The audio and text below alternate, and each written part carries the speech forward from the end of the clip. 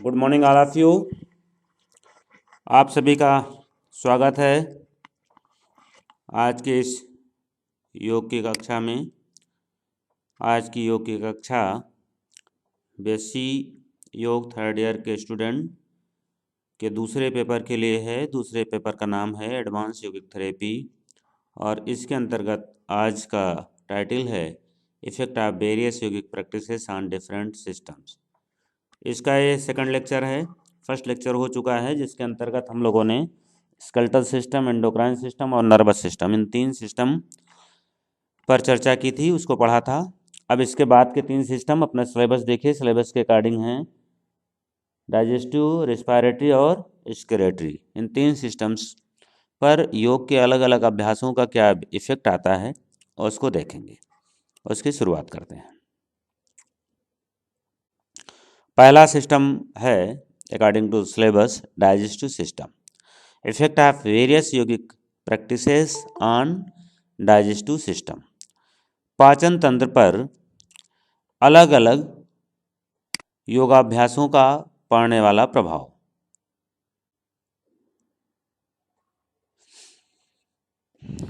पाचन तंत्र पे सबसे पहले षटकर्म को देखते हैं। षटकर्म का किस तरह से प्रभाव पड़ता है। एक लोग कंफर्म करिएगा, सहकार आप कंफर्म करिए। अब आवाज सही मिल रही है?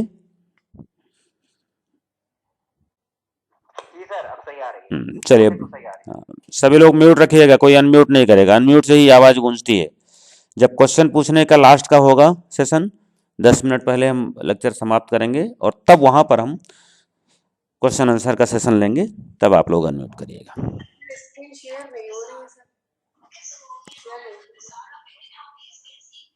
स्क्रीन शेयर नहीं हो रही है? अच्छा, स्क्रीन नहीं, चलिए ठीक है, अभी स्क्रीन दिखने लगेगी।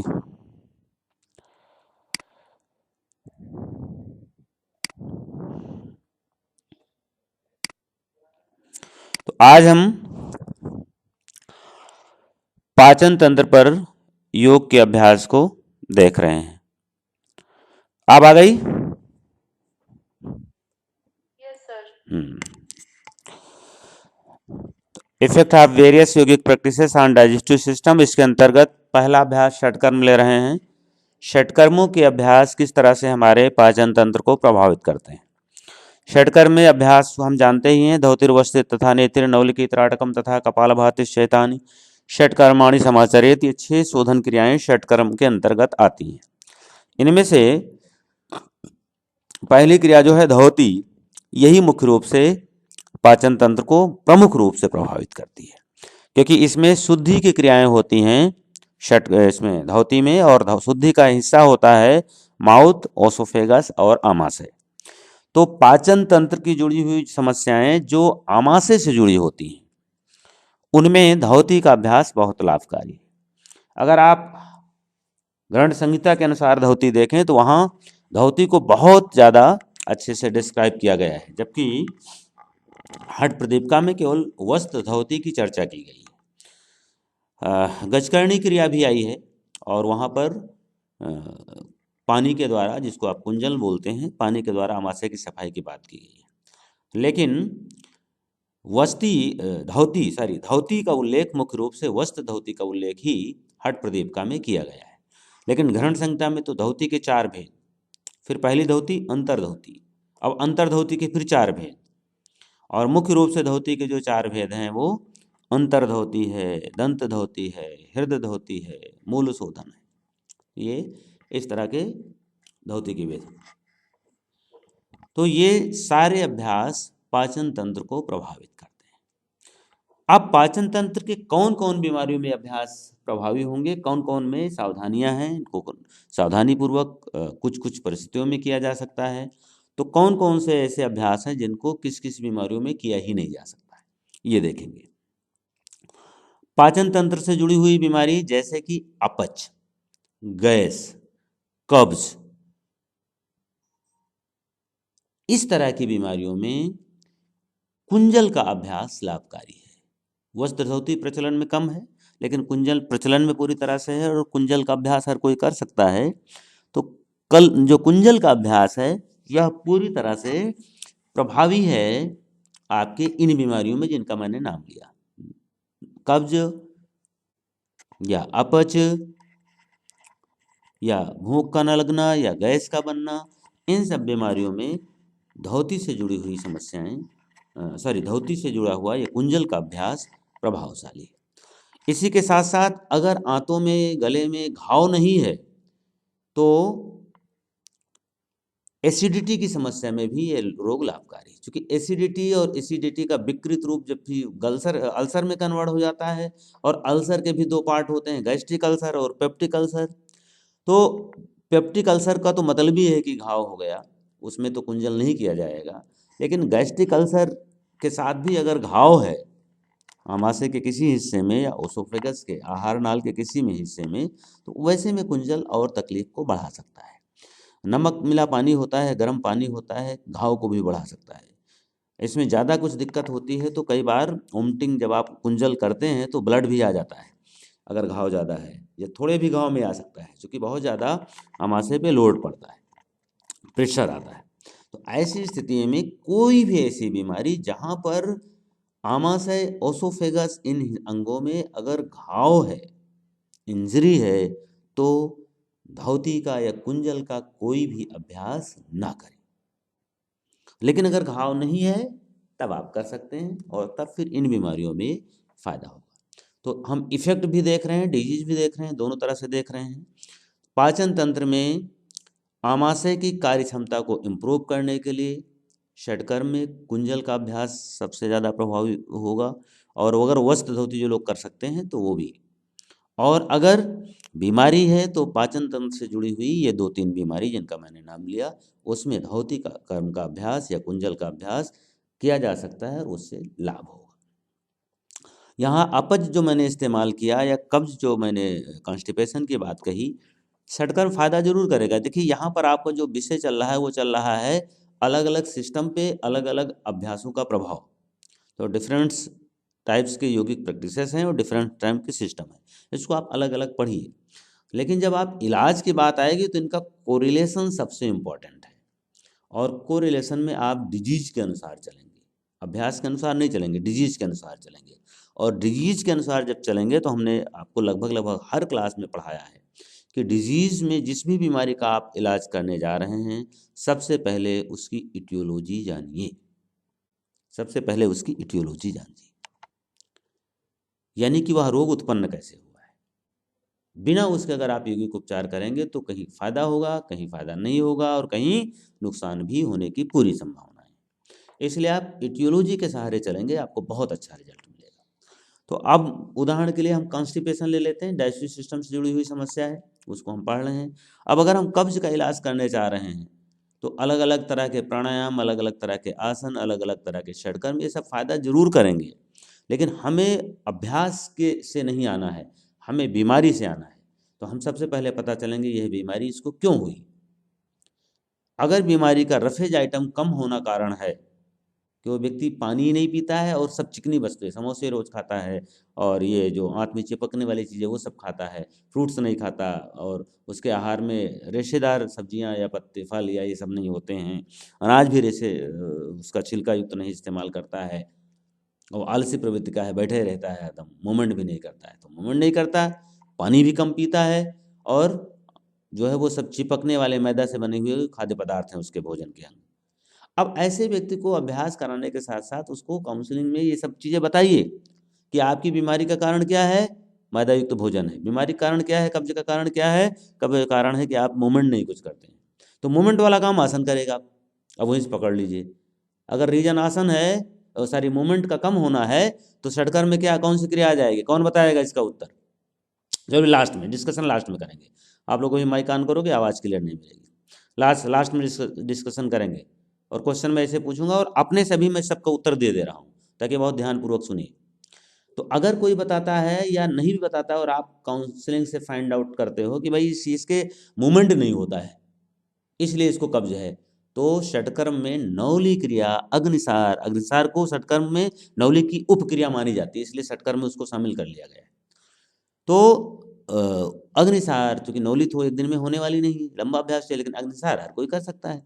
तो अग्निसार या नौली क्रिया षटकर्म में सबसे ज़्यादा उपयोगी होगी ऐसे व्यक्ति के लिए जिस व्यक्ति के लाइफ स्टाइल में मूवमेंट बिल्कुल नहीं है। और दूसरे नंबर पे आसन तो आगे आएंगे, लेकिन अभी हम षटकर्म की चर्चा कर रहे हैं, तो षटकर्म में वो आएगा। यौगिक सूक्ष्म व्यायाम में उदर शक्ति विकासक क्रिया, यम नियम में मूवमेंट उसका मुख्य कारण है, तो यम नियम में कोई विशेष रोल नहीं है। लेकिन अगर टेंशन से भी होता है कब्ज, उसमें यम नियम रिजल्ट देगा, उसकी सोच काउंसलिंग से बदली। और आसन में सारे आसन उसको फायदा करेंगे जो इंटेस्टाइनल मूवमेंट बढ़ाते हैं, ताड़ासन, तिर्यक ताड़ासन, कट चक्रासन, मंडूकासन, उष्टासन, तिर्यक भुजंगासन, मेरुदंडासन, ये सभी आसन अन्य उसको कोई बीमारी अगर नहीं है तो उसकी एज के हिसाब से जो उसको फिट बैठे आप करा सकते हैं। और अगर उसको उसके साथ और भी कुछ बीमारियां हैं, तब जो मैं ऐसे आसन बता रहा हूँ, इन आसनों में बीमारियों के साथ मिला करके निकलेगा कि भाई कौन सा आसन किस और किसी बीमारी में तो ये नहीं नुकसान करने वाले हैं। अब उष्ट आसन है, अब उष्ट आसन से आपको लगता है कि हाँ हाथों को बढ़िया खिंचाव होता है, पानी पी के कराया जाएगा, वाल वाल भी खुलेगी जैसे ताड़ासन में होता है, कब्ज में फायदा करेगा, लेकिन उसको कब्ज के साथ हर्निया भी है तो उष्ट आसन थोड़े करा देंगे। अभी मैंने भुजंगासन, तिर्यक भुजंगासन का नाम लिया, कब्ज में फायदा करेगा नो डाउट, लेकिन अब उसके साथ उसको अगर हर्निया की बीमारी भी है तो हम थोड़े उस आसन को कराएंगे। तो इसलिए सारी चीज़ें उसकी पेपर पे पहले आनी चाहिए, उसको कौन कौन सी समस्याएं हैं, उसको कौन कौन सी बीमारियां हैं। तो यहाँ पर ये हमने देख लिया, आसन का देख लिया। मुद्राबंध में उद्यान बंध फायदा करेगा अगर मोमेंट कम होना उसका कारण है। प्राणायाम में चूंकि हाथों को मूवमेंट करने वाले कपालभाति प्राणायाम में आता नहीं है, अन्य कोई प्राणायाम जो हाथों का मूवमेंट नहीं करते हैं, तो कोई विशेष अगर कब्ज का कारण मूवमेंट ना होना है तो कोई विशेष परिणाम नहीं आए।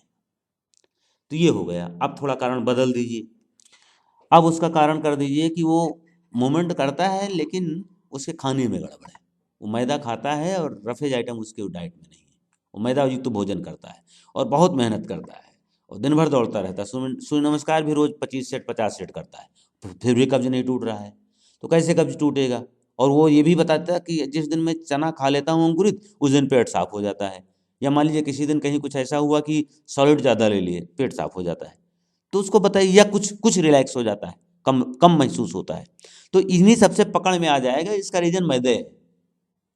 और ये मैदा रोज खाता है, मैदे वाली चीज़ें खाता है, रोज 4-5 समोसे भी खाता है, घर में रोटी या पूड़ी बनती है वो मैदे के आटे की बनती है।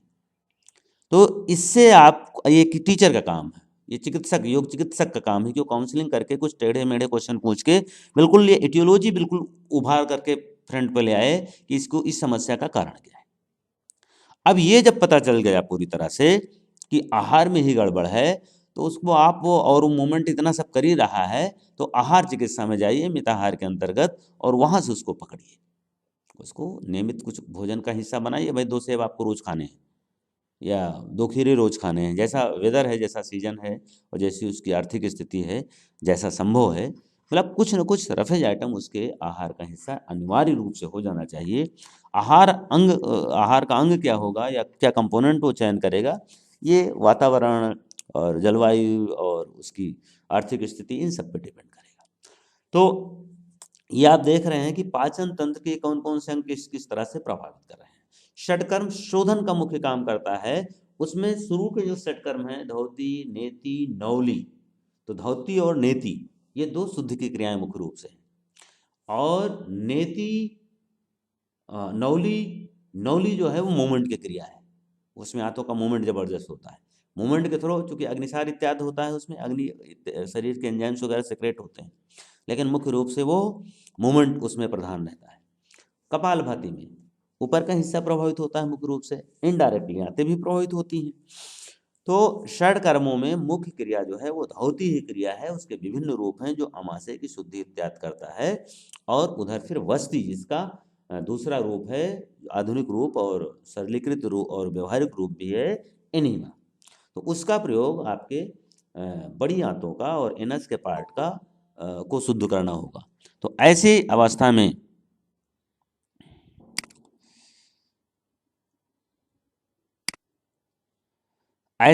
में हम षटकर्म का लाभ ले सकते हैं, षटकर्म की शुद्धि का उससे कर सकते हैं। तो हमें ये देखना है कि किस बीमारी में और उसके साथ किन किन बीमारियों का कॉम्बिनेशन है और उस बीमारी का रूट क्या है, टियोलॉजी क्या है, कारण क्या है। उसके आधार पर षटकर्मों का चयन करेंगे। मुख्य रूप से षटकर्म का अभ्यास शोधन के लिए है, जिसमें से हम अगर इफेक्ट के दृष्टिकोण से देखें, जो टाइटल है आज का मुख्य रूप से, तो षटकर्म में धौती से आमाशय और ओसोफेगस की शुद्धि होती है और उसके शोधन से इन अंगों की कार्यक्षमता इम्प्रूव होती है। वस्ती से बड़ी आंत, एनस और रेक्टम, ये हिस्सा शुद्ध होता है। यहाँ की कार्यक्षमता में इम्प्रूवमेंट होता है और यहाँ से संबंधित होने वाली जो बीमारियाँ होती हैं उनसे बचाव होता है। कपालभाति का अभ्यास पाचन तंत्र को मुख्य रूप से प्रभावित करता है, वहाँ के एंजाइम्स को, जूसेस को सिक्रिएट कराने में। उसमें पैंक्रियाज से रिलेटेड जो जूसेस हैं जो पाचन तंत्र को प्रभावित करते हैं वो भी सिक्रिएट होते हैं और आमाशय से जुड़े हुए भी। धौतिर, वस्तिर तथा नेतिर, नौलकी, त्राटकम तथा नौली भी मुख्य रूप से आंतों के मूवमेंट को बढ़ा देती है। बाकी त्राटक और जो है धौतिर, वस्ती तथा नेति, नेति और त्राटक पाचन तंत्र को डायरेक्टली प्रभावित नहीं करते हैं।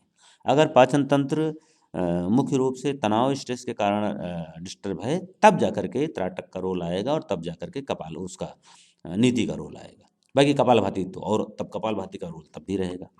तो इस तरह से काउंसलिंग करके ही षटकर्म को बीमारी से या उसके पाचन तंत्र पर पड़ने वाले प्रभाव को देखा जा सकता है। सूक्ष्म व्यायाम के अंतर्गत उदर शक्ति विकास क्रिया 1 2 3 4 5 6 7 8 9 10 10 क्रियाएं हैं।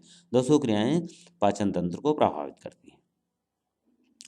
यम नियम पाचन तंत्र को प्रभावित करता है मन को रिलैक्स करके। लेकिन कुछ ऐसी चीज़ें होती हैं जो प्रभावित तो होती रहती, हमें पता नहीं चलती।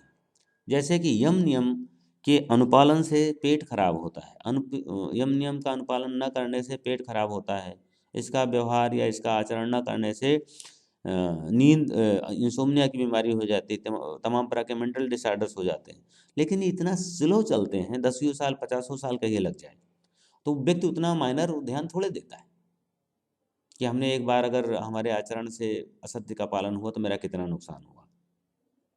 उधर ध्यान ही नहीं जाता है और वो उसी तरह से होता है कि जैसे मान लीजिए किसी के पॉकेट में 1 रुपये चले गए, अरे 1 रुपये ही तो गया। लेकिन वो 1 रुपये उससे पूछो जिसके पास 2 रुपये होते, तब तो आधी प्रॉपर्टी चली गई। और जिसके पास लाखों हों, कुछ पता नहीं चलता है। लेकिन मैथमेटिक्स पॉइंट ऑफ व्यू से लेस तो हुआ उतना ना। तो यम नियम का जो योगदान है पाचन तंत्र को इम्प्रूवमेंट करने में, वो उसको कम नहीं आंकना चाहिए। इसलिए अगर कोई व्यक्ति यम नियम का व्यवहार करता है, और यम नियम में तो स्वच्छता भी आती है, और स्वच्छता बहुत इंपॉर्टेंट है पाचन तंत्र को ठीक करने के लिए। अगर खाने पीने की जो वस्तुएं हैं उनमें हाइजीनिंग प्रॉपर नहीं है तो ढेर सारी इन्फेक्शन वाली बीमारियां हो जाती हैं। और वो इन्फेक्शन वाली बीमारियां वो पाचन तंत्र की इन्फेक्शन वाली बीमारी, जैसे कि कोलाइटिस। अब कोलाइटिस क्या है? कोलाइटिस बीमारी यम नियम के पालन, खासकर नियम, क्योंकि नियम में ही शौच आता है। और जिनको कोलाइटिस होती है वो लोग का जो भोजन होता है वह साफ नहीं होता है, उसको ठीक से हाइजीनिंग नहीं करते हैं। और कच्चा तो खाते हैं, लेकिन कच्चा खाने के जो अन्य नियम हैं उसको फॉलो नहीं कर पाते, सही से धुलते नहीं, जैसा आया वैसे खा लिया बाजार से, या धुले बहुत बहुत हल्के से धुल दिए, गंदे पानी से धुल दिए, तो फिर उसके जो बैक्टीरिया है वो पेट में जा करके फिर धीरे धीरे कोलाइटिस का रूप लेते हैं। और ऐसे लोगों के लिए फिर यही सलाद, जिसकी नॉर्मली सामान्यतः सलाह दी जाती है, वो बहुत भयंकर हानिकारक हो जाता है। तो इसमें किसी भी अंग को कम नहीं आंका जा सकता, बशर्ते काउंसलिंग से आप ये डिसाइड करें कि इसकी मेन भूमिका है। क्योंकि चिकित्सा में व्यक्ति को जल्दी रिजल्ट चाहिए, तो जिसकी मेन भूमिका है उसको सीधे आप फोकस कर देंगे, रिजल्ट तुरंत मिल जाएगा। मुद्रा बंध की अगर हम बात करें तो ढेर सारी मुद्राएं हैं, और बंध, जैसे बंध में उड्डयन बंध जो है पाचन तंत्र को सीधे एक्टिवेट करता है। तो पाचन, भूख जैसे न लग रही हो, भूख न लगने की जो समस्या होती है उसमें अग्निसार, उड्डयन बहुत अच्छा रिजल्ट देंगे।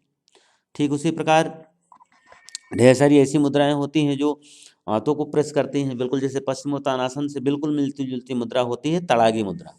तो तड़ागी मुद्रा पाचन तंत्र को एक्टिवेट करेगी, हाथों की कार्यक्षमता को बढ़ाएगी। आसन में आप देख लीजिए, आसन में जितने भी पाचन तंत्र को प्रेस करने वाले अभ्यास हैं वो सब गैस में फ़ायदा करेंगे और भूख को बढ़ाने में फ़ायदा करेंगे। जितने भी पेट को दबाने वाले, जैसे पवन मुक्तासन, जैसे पश्चिमोत्तानासन, जैसे मंडूक आसन, जैसे मेरुदंड आसन, उसमें स्पाइन तो ट्विस्ट होती है, पेट पूरा ऐंठता है, बस दबाव का अंतर है। दबाव का जो नेचर होता है पश्चिमोत्तानासन का और जो वक्रासन या अर्ध मत्स्यंदासन का, दोनों में अंतर है। लेकिन दोनों हाथों को पूरा प्रेस कर देते हैं, पूरा उसमें ऐंठन ला देते हैं, और एक में दबाव आता है, एक में ऐंठन आती है। लेकिन दोनों के अभ्यास से आंतें प्रभावित होती है। तो आसनों में जितने भी आंतों को दबाने वाले अभ्यास हैं वो सब फायदा करेंगे, चाहे पीठ के बल हो, चाहे पेट के बल हो, चाहे खड़े होके हो, चाहे बैठ के हो, इससे कोई फर्क नहीं पड़ता है। आंतें दब रही हों, आंतें दबेंगी, उसमें गैस बाहर निकलेगी, उसमें से स्रावित होने वाले रस ज़्यादा मात्रा में निकलेंगे और पाचन तंत्र का कार्य सुगम तरीके से होगा। प्राणायाम में मुख्य रूप से वह प्राणायाम जो उदर को प्रभावित करने वाले प्राणायाम की संख्या नहीं है, तो कपालभाति को प्राणायाम में काउंट करते नहीं। तो मुख्य रूप से इसे भस्त्रिका, भस्त्रिका जिनको भूख नहीं लगती उनके लिए बहुत अच्छा है, पाचन तंत्र से जुड़ी हुई समस्या। लेकिन जिनको मान लीजिए मुंह में घाव, अब ये पाचन तंत्र के अंतर्गत ही आता है, जो मुंह में घाव वगैरह हो जाते हैं, उनके लिए शीतली शीतकारी प्राणायाम बहुत अच्छा। गर्मी का मौसम है तो बहुत अच्छा रिजल्ट देंगे शीतली शीतकारी। मुंह के कैंसर इत्यादि में भी इनका बहुत अच्छा रिजल्ट देखा गया है शीतली शीतकारी का। तो प्राणायाम में ऐसे प्राणायाम जो हीट जनरेटिंग है, वो भूख को बढ़ाने में फायदेमंद है। उसमें सबसे प्रमुख प्राणायाम है वो है भस्त्रिका प्राणायाम, पाचन तंत्र के दृष्टिकोण से। मेडिटेशन या ध्यान में आप कोई भी ध्यान करिए, पाचन तंत्र का एंडोक्राइन सिस्टम से सीधा संबंध है। इसलिए कोई भी किसी भी तरह का ध्यान करें, तनाव के कारण पाचन तंत्र जो भी प्रभावित होते हैं,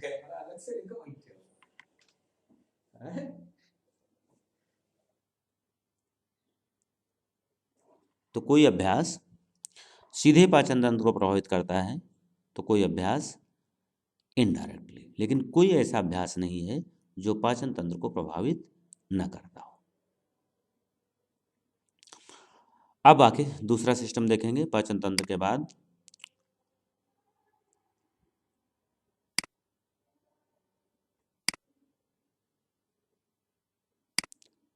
respiratory system, effect of various yogic practices on respiratory system.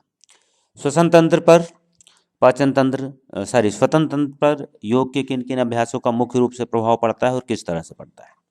इसमें षटकर्म की वह क्रियाएं जो आमाशय से जुड़ी हों, जैसे कि कुंजल या धौती, वस्ती, वस्त्र धौती, उनमें से पाचन तंत्र की श्वसन तंत्र की वह बीमारियां जो कफ से संबंधित है, जिसमें कफ ज़्यादा जनरेट होता है, खांसी बनी ही रहती है, श्वास की समस्याएं, तो जितनी कफ जनरेटेड बीमारी हैं उन सभी बीमारियों में षटकर्म में धौती क्रिया सबसे प्रभावशाली होगी।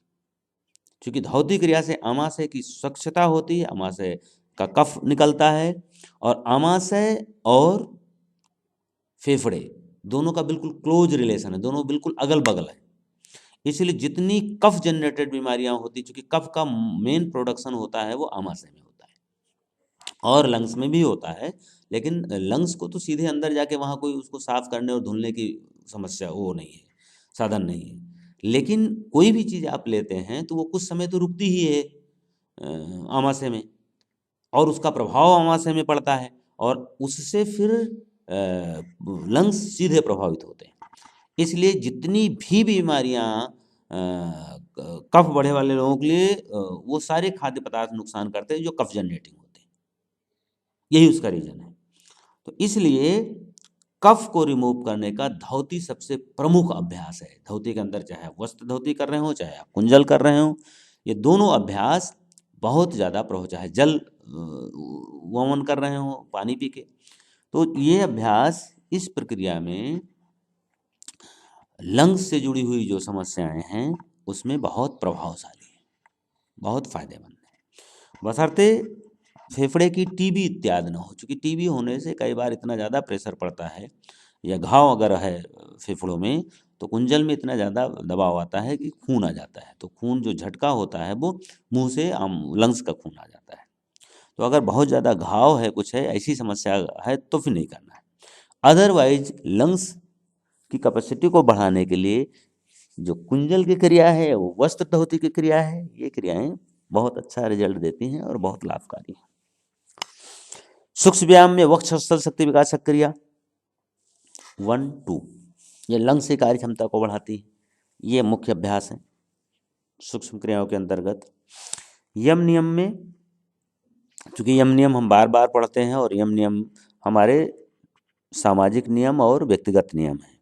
यम सामाजिक नियम है और नियम जो है व्यक्तिगत नियम है। तो जितने भी सामाजिक और व्यक्तिगत नियम होते हैं वो हमारे मन को रिलैक्स करने के लिए होते हैं, मन हमारा संतुलित रहता है। उनका पहला यम नियम का पहला इम्पैक्ट जो पड़ता है वो हमारे व्यक्तित्व पर पड़ता है, हमारे मन पर पड़ता है। इससे हमारा नर्वस सिस्टम सीधे प्रभावित होता है। तो नर्वस सिस्टम के माध्यम से वो रिस्पायरेटरी सिस्टम प्रभावित होगा और रिस्पायरेटरी सिस्टम का नर्वस सिस्टम से सीधा संबंध है। इसलिए कोई भी तनाव होता है, कोई भी एंजाइटी होती, सीधे रिस्पायरेटरी सिस्टम बढ़ जाता है, उसका फंक्शन बढ़ जाता है, ऑक्सीजन की सप्लाई बढ़ जाती है और ऑक्सीजन की रिक्वायरमेंट बढ़ जाती है। इसलिए ऐसे व्यक्ति की श्वास फूलने लगती है, श्वास नंबर ऑफ ब्रेथ रेट बढ़ जाता है।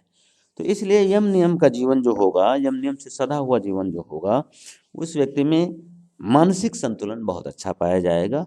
तो इनडायरेक्टली उससे रिस्पायरेटरी सिस्टम प्रभावित होगा। आसन में वो सारे अभ्यास जो चेस्ट को फैलाते हैं या चेस्ट को दबाते हैं, वो सब रिस्पायरेटरी सिस्टम को प्रभावित करेंगे। चेस्ट जिनसे फैल रहा है, जैसे कि भुजंगासन है, जैसे कि चक्रासन है, जैसे कि धनुरासन है, जैसे कि उष्टासन है, इस स्वभाव वाले जितने भी आसन हैं वो लंग्स की कार्य क्षमता को बढ़ाते हैं, लंग्स में वायु की मात्रा को बढ़ाते हैं। तो लंग्स धारिता, लंग्स कैपेसिटी इम्प्रूव होती है इन आसनों से।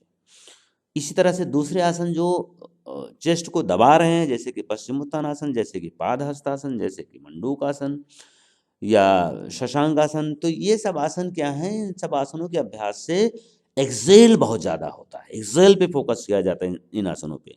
तो जिन भी आसन के अभ्यास से प्रश्वास पे हम प्रैक्टिस करेंगे, एक्सेल पे प्रैक्टिस करेंगे, वो सभी आसन क्या करेंगे? लंग्स की पुरानी वायु को पास आउट करेंगे। और लंग्स की पुरानी वायु जब पास आउट होगी तो उससे क्या होगा? बाद में फ्रेश वायु आ जाएगी, तो लंग्स को क्लीन करने का काम होगा। इनहेल प्रधान आसनों में, जिसमें श्वास लेते हैं खूब करते समय, उन आसनों के अभ्यास से लंग्स कैपेसिटी इंप्रूव होती है। लेकिन जिन आसनों के अभ्यास से लंग्स दबते हैं, चेस्ट दबता है, और वह आसन जो एक्सेल को फोकस करते हैं, क्योंकि ऐसे आसन एक्सेल को फोकस करेंगे, इन आसनों के अभ्यास से लंग्स क्लीन होता है, लंग्स स्वच्छ होता है, लंग्स की पुरानी प्रदूषण युक्त वायु पास आउट होती है। तो ये दोनों आसन लंग्स कैपेसिटी को बढ़ाने के लिए अलग अलग दृष्टिकोण से, अलग अलग तरीके से प्रभावशाली है। अब तीसरा system, effect of various yogic practice अंतर्गत एक्सक्रीटरी सिस्टम। अब एक्सक्रीटरी सिस्टम देखेंगे। उत्सर्जन तंत्र। उत्सर्जन तंत्र हमारे शरीर में शरीर की टॉक्सिसिटी को पास आउट करता है, उसे हम उत्सर्जन तंत्र कहते हैं। इसके अंतर्गत मुख्य 4 भाग आते हैं, 4 प्रक्रियाएं एक तरह से आती हैं। जैसे कि नंबर 1 प्रश्वास। प्रश्वास मीन्स एक्सेल करना, रेचक करना। तो यह क्रिया क्या है? यह रिस्पायरेटरी सिस्टम का एक भाग है। जैसे अभी हम पढ़ रहे थे तो वहाँ पूरक और रेचक दोनों था, लेकिन यहाँ पर रिस्पायरेटरी सिस्टम में जो एक्सेल का प्रोसेस है, ये हमारी शरीर की टॉक्सिसिटी को पास आउट करता है, शरीर की विषाक्तता को बाहर करता है। तो एक तो ये आता है। दूसरा स्वेटिंग, शरीर में जो रोम छिद्रों से पसीना निकलता है, स्वेटिंग होती है, उससे भी शरीर की टॉक्सिसिटी बाहर होती है। और तीसरा मूत्र विसर्जन, तो गुर्दे से लेकर के मूत्र वाहिका तक के जितना भी फंक्शन होता है सब उसके अंतर्गत आएगा। और फिर मल विसर्जन, तो मल विसर्जन का जो काम मलद्वार, मलाशय, बड़ी आंत का जो हिस्सा है, ये सब आ जाएगा। इतना हिस्सा जो मल को निष्कासित करता है, उसके लिए जो जिम्मेदार, ये आ जाएगा। तो ये 4 क्रियाएं मुख्य रूप से हो गई जो एक्सक्रीटरी सिस्टम के अंतर्गत आती हैं। इन चारों क्रियाओं को षटकर्म तो चारों पे काम करता है, षटकर्म चारों पे काम करता है। उनमें से आप देखिए एक एक करके कैसे। एक्सेल की प्रक्रिया, कपालभाति एक्सेल प्रधान प्रक्रिया ही है, उसमें तो इनहेल पैसिव होता है, एक्सेल एक्टिव होता है। तो एक्सेल की प्रक्रिया को बढ़ा देता है, इसीलिए लंग्स की पुरानी वायु पास आउट होती है और लंग्स क्लीन होता है। भांति का मतलब ही होता है चमकाना, धोना, साफ करना। तो ये हो गया कपालभाति का। धोती, वस्ती, धोती से जो है वो लंग्स पे इनडायरेक्टली स्वच्छता होती है। धौतिर वस्तिर तथा नेतिर प्रश्वास क्रिया के अंतर्गत ही लंग्स रेस्पिरेटरी का ही विभाग है नेति क्रिया। तो लंग्स की जुड़ी हुई समस्या में भी काम आएगा और एक्सेल की प्रक्रिया में भी, क्योंकि एक्सेल से जो होता है वो शरीर में CO2 प्रधान वायु एक्सेल से बाहर निकलती है। तो नेति क्रिया से उस प्रोसेस को इम्प्रूवमेंट होगा, नासिकाएं प्रॉपर खुली रहेंगी, तो इनहेल और एक्सेल दोनों अच्छे से होगा। तो नासिका के इन्फेक्शन को या इनहेल एक्सेल के प्रोसेस को और इम्प्रूव करने के लिए नेति सबसे बड़ा योगदान अदा करती है। तो इस तरह से धोती वस्ती नेति हो गई। नौली, नौली मुख्य रूप से पूरे मध्य प्रदेश को, मध्य प्रदेश का अर्थ यहाँ पर नाभि के आसपास का पूरा हिस्सा है, उसको प्रभावित करती है। तो नौली का डायरेक्ट आप नहीं कह सकते स्क्लेरोटिक सिस्टम पे, लेकिन हाँ लीवर साइड में होता है, सॉरी ये गुर्दा, तो गुर्दा निश्चित तौर पर अग्निसार से प्रभावित होगा। तो धौतिर वस्ती तथा नेत्र नौलिकी से भी नौलिकी, हाँ नौलिकी ही बता रहे थे। धौतिर वस्ती तथा नेत्र नौलिकी त्राटकम तथा त्राटक से विचार के माध्यम से जो होगा वो होगा, क्योंकि हमारे विचार और हमारे मनोदशा तो सारे सिस्टम को प्रभावित ही करती है। तो एक्सक्रीटरी सिस्टम में जो लंग्स में एक्सेल और इनहेल वाला पार्ट है वो आएगा, क्योंकि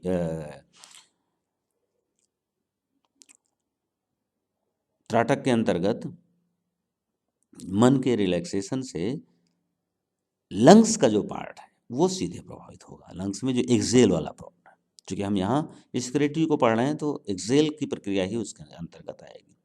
सूक्ष्म व्यायाम में कटी शक्ति विकासक क्रिया 1 2 3 4 5, ये पांचों क्रियाएं गुर्दे को प्रभावित करेंगी, गुर्दे की कार्य क्षमता को बढ़ाएंगी। यम नियम के अंतर्गत मेंटल रिलैक्सेशन से एक्सक्रीटरी सिस्टम प्रभावित होगा। आसन में कुछ ऐसे अभ्यास हैं जो एक्सक्रीटरी सिस्टम के अलग अलग हिस्से को प्रभावित करते हैं। जितने भी आसन आगे झुकने वाले, पेट दबाने वाले हैं, वो एक्सक्रीटरी सिस्टम का जो एक काम है एक्सेल के माध्यम से शरीर को सूक्ष्म करना, उस प्रक्रिया को ये और सशक्त करेगा, उस टेंडेंसी को शरीर के अंदर और डेवलप करेगा, और एक्सेल का अमाउंट और उसका पीरियड दोनों प्रॉपरली होने लगेगा। इसी तरह से आसन में जो साइड बेंडिंग के अभ्यास हैं, जैसे तिर्यक ताड़ासन है या कोण आसन है, तो ये सब आसन क्या करते हैं, गुर्दे को प्रभावित करते हैं। तो इससे एक्सक्रीटरी सिस्टम का गुर्दा का भाग प्रभावित होगा। इसी तरह से आसन में सूर्य नमस्कार अच्छे से किया जाता है, तो ठंडक में भी अगर यंग व्यक्ति 20-25 सेट अच्छे से कर ले तो 20-25 सेट में स्वेटिंग अच्छे से हो जाती है। तो आसन का तो बहुत बड़ा इसमें योगदान है एक्सक्रीटरी सिस्टम में। और उसके अलावा सूर्य नमस्कार जो रोम छिद्रों से जो स्वेटिंग का काम होता है उसके लिए बहुत उपयोगी है। इसके अतिरिक्त कुछ ऐसी क्रियाएं हैं जो उसके अंतर्गत संघ प्रक्षालन के अंतर्गत आती हैं। देवो संघ प्रक्षालन को जो है वो षटकंध के अंतर्गत माना गया है, षटकंध के अंतर्गत माना गया है, लेकिन उसमें किए तो आसन जाते हैं। तो उन आसनों के अभ्यास से अगर नियमित किया जाता है और उन आसनों के अभ्यास से मल विसर्जन की क्रिया बहुत स्मूथली होने लगती है। जैसे कि ताड़ासन, तिर्यक ताड़ासन, कटी चक्रासन, और उसके बाद फिर हो जाएगा पेट के बल तिर्यक भुजंगासन, पीठ के बल मेरुदंडासन। तो ये 5 मुख्य आसन है जो संघ प्रक्षालन के अंतर्गत आते हैं। तो ये है मल विसर्जन की प्रक्रिया को भी इम्प्रूव करते हैं। मुद्रा बंध का अभ्यास जो है, उसमें बंध का अभ्यास उड्डयन बंध से का इफेक्ट जो है वो आएगा किडनी पर। बाकी उड्डयन बंध में जो है वो सारे बंध, बाह्य कुंभक में सारे बंध लगाए जाते हैं, और बाह्य कुंभक में जब हम बंध लगाते हैं तो बाह्य कुंभक में एक्सेल की जो प्रक्रिया है वो शायद ही उतनी प्रॉपरली अन्य किसी समय व्यक्ति में होती होगी, या अन्य अभ्यास में भी उतनी नहीं होती। उड्डयन बंध में एक्सेल की प्रक्रिया बहुत प्रॉपरली होती है, और excel is a main part of excretory system. श्वसन के में जो एक्सेल करने की यानी श्वास बाहर करने की जो प्रक्रिया है, जो रेचक की प्रक्रिया है, ये एक्सक्रीटरी सिस्टम का सबसे मुख्य भाग है, सबसे प्रमुख भाग है। तो बंध में जितने भी बंध हैं वो सब अंतः कुंभक और बाह्य कुंभक दोनों में होते हैं। तो बाह्य कुंभक का अभ्यास अगर बढ़ाया दिया जाए तो उसमें एक्सक्रीटरी सिस्टम पे एक्सेल की प्रक्रिया के पॉइंट ऑफ व्यू से बहुत अच्छा इफेक्ट आएगा। इसी तरह से प्राणायाम, तो प्राणायाम में मुख्य रूप से वो प्राणायाम जो एक्सक्रीटरी सिस्टम को सबसे ज़्यादा प्रभावित करते हैं। तो प्राणायाम कोई भी हो, प्राणायाम में पूरक, कुंभक, रेचक 3 भाग तो होंगे ही होंगे। तो रेचक वाला जितना हिस्सा है वो सब एक्सक्रीटरी सिस्टम के एक हिस्सा है ही है। तो स्क्रेटरी सिस्टम प्राणायाम स्क्रेटरी सिस्टम को इस तरह से प्रभावित करेगा। इसके अतिरिक्त भस्त्रिका से संबंधित जो भस्त्रिका स्वभाव का जो प्राणायाम है, यानी भस्त्रिका या भस्त्रिका के स्वभाव के और जो हीट जनरेटिंग प्राणायाम है, तो वो सारे प्राणायाम लंग्स कैपेसिटी को बढ़ाएंगे। क्योंकि लंग्स की बीमारी जितनी भी होती हैं वो सब कफ से रिलेटेड होती है। कफ और गर्मी का उल्टे दुश्मनी है एक तरह से। इसीलिए जितने भी कफ जनरेटेड बीमारी हैं उसमें ठंड या उससे जुड़ी हुई चीज़ें, उससे तकलीफ बढ़ जाती है। तो हीट जनरेटिंग प्राणायाम मुख्य रूप से सूर्यभेदी प्राणायाम है। बशर्ते उस व्यक्ति को हाई बीपी इत्यादि ना हो तो भी लंग्स कैपेसिटी को बढ़ाता है। और अगर कफ से संबंधित समस्या व्यक्ति को ज़्यादा रहती है तो उसके लिए तो सूर्यभेदी प्राणायाम और अच्छा हो जाएगा। तो प्राणायाम ये हो गया। बाकी मौसम के अनुकूल भी प्राणायाम का चयन करते हैं, लेकिन स्क्रेटरी सिस्टम के अंतर्गत अगर उसके हम कार्य क्षमता को बढ़ाने के लिए बात करें, हाँ, स्क्रेटरी सिस्टम के अंतर्गत ये क्या बोलते हैं, गोमुख आसन। गोमुख आसन से लंग्स कैपेसिटी बहुत अच्छा इम्प्रूव होती है। गोमुख आसन ही ऐसा आसन है जो करते समय एक आसन को एक फेफड़े को एक्टिव कर देता है जो हाथ ऊपर रहता है, और दूसरा जो हाथ नीचे रहता है उसके फेफड़े को रिलैक्स कर देता है। तो इस तरह के कुछ सेलेक्टेड आसन हैं जो लंग्स के कार्य को सीधे प्रभावित करते हैं। मेडिटेशन में भी मेडिटेशन का उतना ही रोल है कि अगर वो इनमें से स्क्रेटरी सिस्टम का कोई भी अंग, कोई भी कार्य अगर तनाव से जनरेटेड है, तनाव उसमें कहीं न कहीं रूट काज है, तब जा करके मेडिटेशन एक अच्छा रिजल्ट देगा। अदरवाइज मेडिटेशन का प्रभाव तो आएगा, सारे सिस्टम पे आएगा, लेकिन अगर बीमारी के पॉइंट ऑफ व्यू से बात करें तो उसमें रिजल्ट इतनी क्विक नहीं मिलेगा जितनी कि उससे संबंधित स्क्रेटरी सिस्टम से संबंधित जो अंग हैं उनसे जुड़े हुए जो दूसरे अभ्यास में जितना तीव्र देंगे।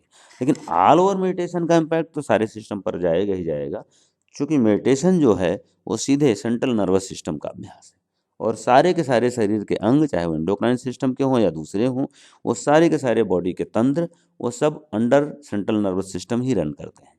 तो इसलिए मेडिटेशन इनडायरेक्टली तो सारे समस्याओं में या सारे शरीर के सारे सिस्टम्स में उनकी कार्यक्षमता को बढ़ाने के लिए प्रभावी होंगे।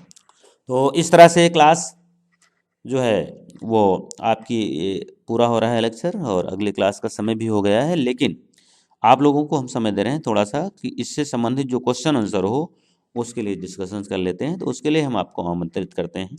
आज का जो लेक्चर हो उस पर कोई डाउट्स हो या कोई क्वेश्चन हो आपके, अनम्यूट करिए और क्वेश्चन पूछिए।